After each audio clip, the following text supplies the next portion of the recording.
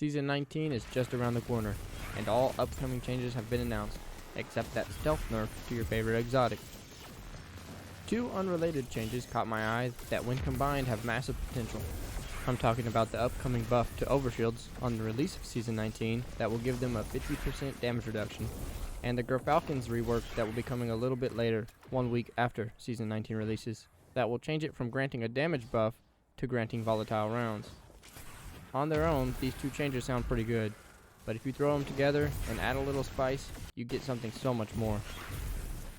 So how are we going to combine all of these?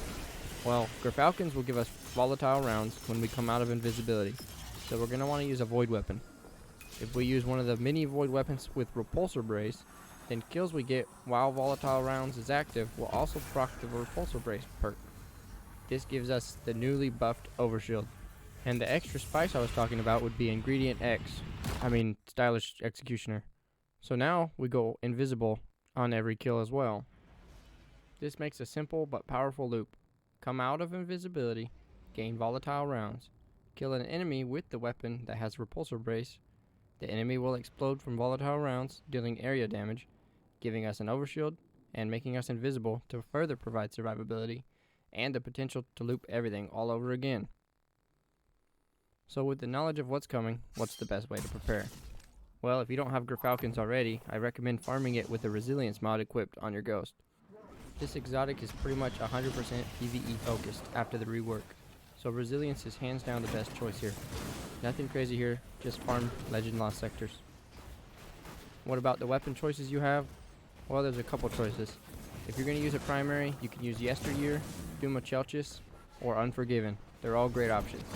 If you plan on getting Yesteryear, good luck. Gambit is wild. Me, however, Unforgiven would be my favorite. SMGs are incredibly powerful, and this build lets you play aggressively due to the constant refreshing overshield, massive splash damage, and invisibility on every kill. You can always look at Light GG. It has a god roll finder, so you can see every weapon that comes with this perk. If you want to get an Unforgiven ahead of the Gyrfalcon's rework, then the best way to get this god roll is to farm the Vault encounter in Duality. If you're playing solo, then you'll have to push through Galron each time you want to do this. But it does provide another benefit I'll bring up later. A better option for someone who just wants to get Unforgiven is to farm it with friends or an LFG group, so you can skip Galron each time.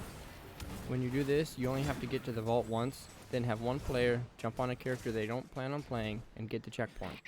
Once they have the checkpoint, they can swap back to their main character, complete the encounter, collect your loot, swap back to the checkpoint character, load in, have everybody join, and then swap back to the other character. It's a little annoying, but it's far better and faster than trying to beat Galron each time. Like I said, if you're going solo, then you'll have to beat Galron.